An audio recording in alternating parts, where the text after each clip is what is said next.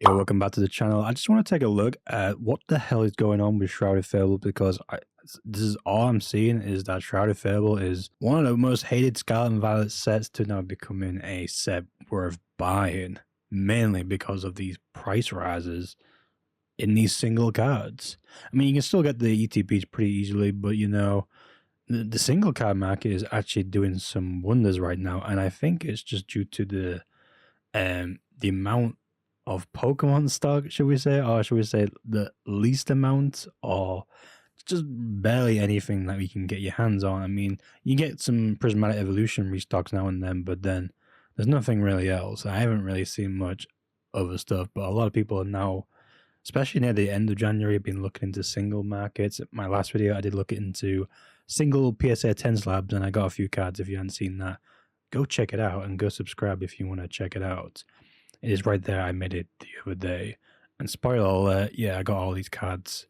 And some cards I'm buying, there's like, you know, in black and white. And then obviously I bought some Umbreon like style cards. We got a few Umbreon Gold Stars. I got some other like underrated cards. But yeah, if you want to check that out, go check it out. But yeah, 622, we're trying to get 1,000 subscribers by the end of the month. That might be difficult, but hey, if we put in the effort, you know, why not? So anyway, let's talk about Shrouded Fable. Well, I kind of do understand why this is going up. I mean, like I knew some of the cards were good, especially the Greninja and the Kingdra.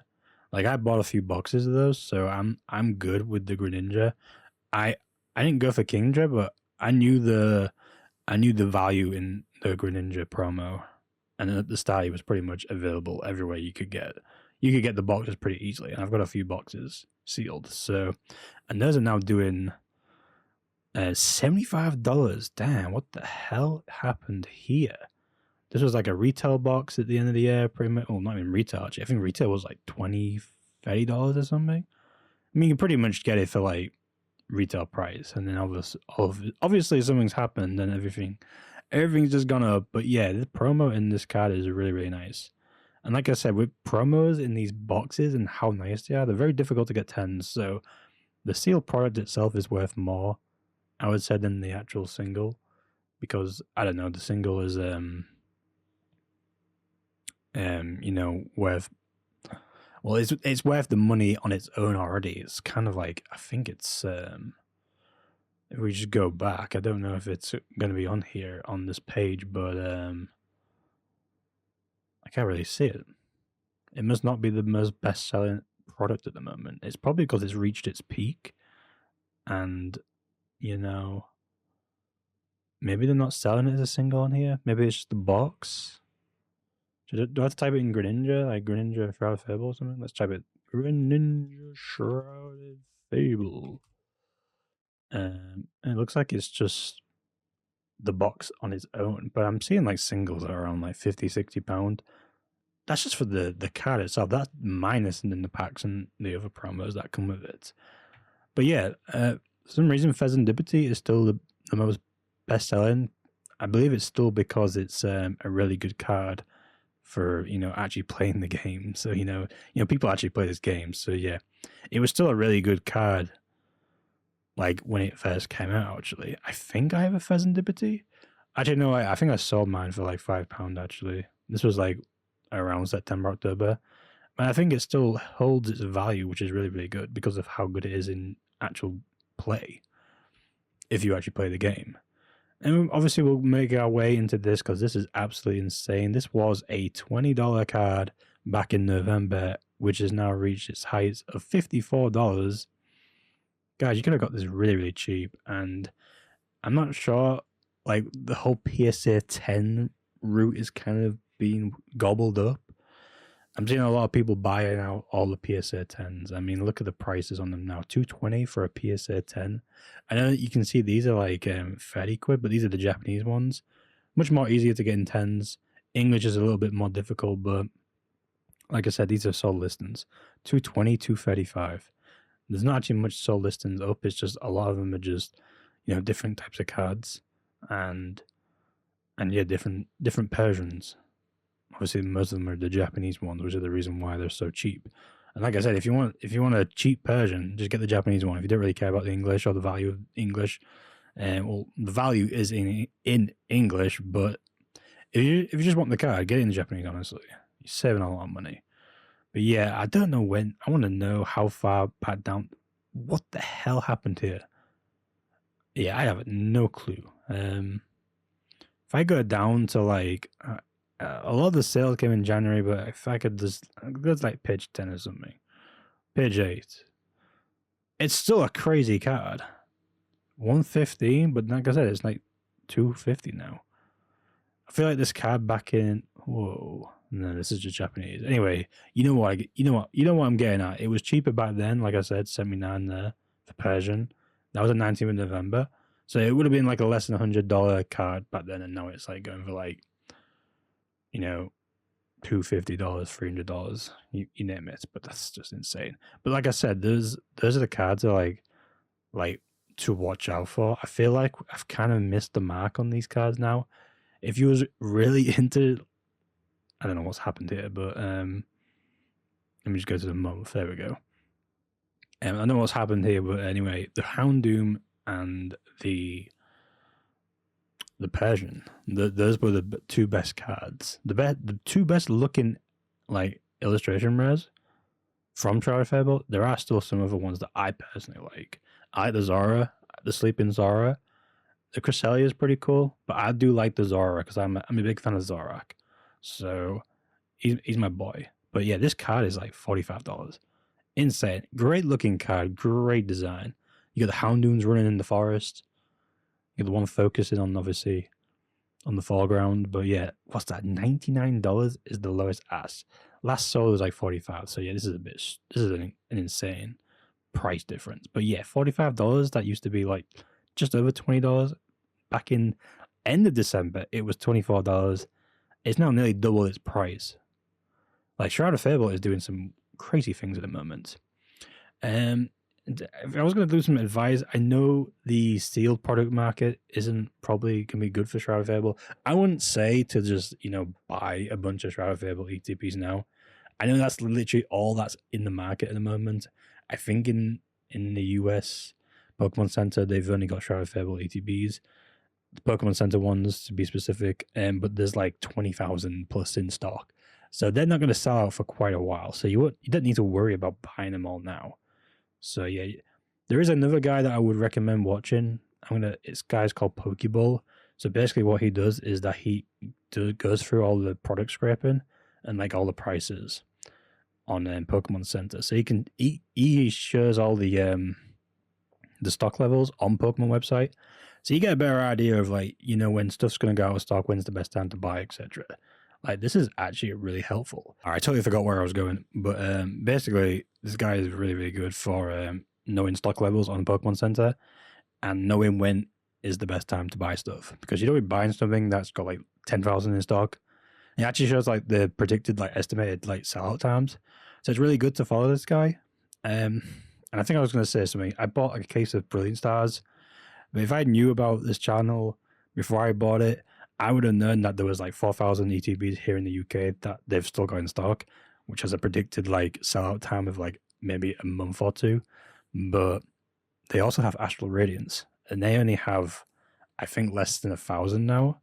So if I knew ahead of time, I would have gone for Astral Radiance. I mean, I could still return the case itself, get Astral Radiance, and then rebuy back the Brilliant Stars in the future. But I mean, I've got it now, so I'm not really too fussed. But yeah, this is a really good website. If you want to follow him, go follow him. Check him out. And like I said, going back to these prices, a lot of these illustration rares are pretty going up. We don't think about the Earthen Vessel because, the Earthen Vessel is actually in play at the moment for the game, so that's quite valuable as a card. You can actually get it as a regular as well, and it's actually worth a decent amount of money for a trainer card. So if you don't know, certain cards are actually, worth going for if you know which ones they are. Night Stretcher, it's like $2 for this trainer. It's like a simple tray. You might even have it in your like loose pile. But yeah, like I said, these cards are pretty undervalued. These are like special illustration rares, by the way. $13, $14. The Fracture, I like Fracture. I was wondering why is there a Fracture but no Haxorus. But this was like a $4 card. Now it's a $7 card. And if we're going back to the Zora, one of my favorite looking cards, I think it's so cute. Where's the Zorak, by the way? I believe it is just their regular holo, but $7 and now gone right up to $16. It's a little scary seeing that. It shouldn't really be that much, I'm not going to lie. And I feel like the only reason why the whole market is going up is because nobody can buy much stuff. So everyone's moving to different ways of investing. Like we saw the massive spike in like sealed booster boxes from Sword and Shield era. They've had a flatline now because more people are now putting their money towards singles now. And now you're seeing this we could say manipulation of the market actually, because this is kind of crazy just to see this spike go up like that very, very quickly. Or is it within a week actually? So that's a little suspect, if I had to say. And people with big money can just buy all these cards on the TCG player. And obviously, that can just influence the market data. And a lot of people in like the conventions, they always use TCG player as a guide for setting prices. So yeah, if you can manipulate the TCG player, you can make this card go way more than it actually should be. But yeah, the Horsey, that's a nice card as well. That was a less than $10 card back in November. Now we're seeing it at $15. Not too bad. And the Cassiopeia is an interesting one. This is actually going a downward spiral. I think it was mainly due to people not having the interest in trainers. And I feel like we're seeing trainers have a slight rise again. I think it's just due to like certain sets that are coming out. Like I said, Team Rocket, you got the Jesse and James, the Giovannis, they're going up in price. But that's just to be expected because I feel like there's no good plays at the moment. And people are using these plays as, a way to make money. But yeah, this Cassiopeia actually really nice. Like I said, this little spike here, I feel like it was only due to everyone trying to buy something with an Eevee on it or an Evolution. Like I said, you got the Eevee phone and the Sylveon in the back. I don't think the Sylveon is enough to push this to like $100 card, but I could be wrong. If you've seen the penny from Paladin Fates, then yeah, I got one. I got one at PSA 10 for really cheap, so yeah, I got quite lucky there. But any other cards, not really sure. You got some more Cassiopeia, the Petra runs, the Janine's Secret Art. Like I said, I'm not really much of an expert when it comes to like singles, but like I said, singles are going up in the market at the moment, and it depends on the certain types of cards. Like I said, focus on the ones that you actually like. Like the ones that people were talking about most were those Persians and the Houndooms. Like I knew people like these cards, and that's the reason why these are going up in value. Fezandipity is on its own level just because it's a TCG player card. Also the Duskull and the Dusclops, I don't know about those. Those are pretty interesting. I think it's just based solely because it's like one of those like artwork designs where they go together. It's actually pretty cool. And it's a Pokemon staring into your soul as a ghost type Pokemon, And $38 for the Duskull, that's a little bit of a manipulation there. I'm not gonna lie, nearly $40 now. It's cute. It's just come and get you, just staring at my soul. But I just don't think it's worth that much, Like I say, you can still get Shrouded Fable. You can buy the packs probably way cheaper and then probably pull these cards. I don't know. You gotta be lucky, really. But if I had to like think about certain cards that I would want to purchase, like I like Zora because I like the Pokemon. I would buy some of these cards. The Sleeping Zora is actually pretty cute. So if I'm seeing this card going to like $30, this might be a $30 card soon. If this is a $38 for the Duskull, the Zora might do something. I want to see if I can find some of these. I kind of wish I bought a bunch of these. It's my own fault for neglecting Shrouded Fable, but then again, there was other things on the market, and now everything is like going quick within a week. So markets are changing quite quick. So you gotta watch out for that. You gotta be into this Pokemon stuff to know. It's kind of like how the market works in general, like the stock market. You gotta be in it all the time, every day, to know what's good and to know what's bad and knows what changes, etc. I'm kind of tempted to buy a sealed case of these. I'm actually starting to like these tin cases, especially when they're sealed. I do have a 1511 which I got for retail, so I'm pretty happy about that because the gains are massive on that. I ain't bought it end of December, but yeah, guys, let me know in the comments. What do you guys think about Shrouded Fable? I think it's still a very underrated set. I don't get the hype. I don't get the hype. Sorry, I don't get the hate. I think people just hating just because it wasn't a good set at the time in comparisons to like some of the other sets, and it did come out in like summertime.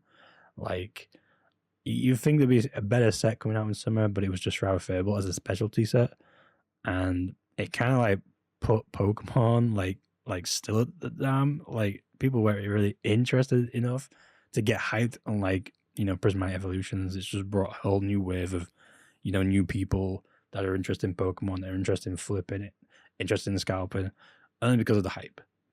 And now some of the collectors are starting to look at these cards, and they're starting to see the value in these cards because there's nothing else on the market really, realistically. I feel like that's the only reason. But yeah, guys, let me know what you think.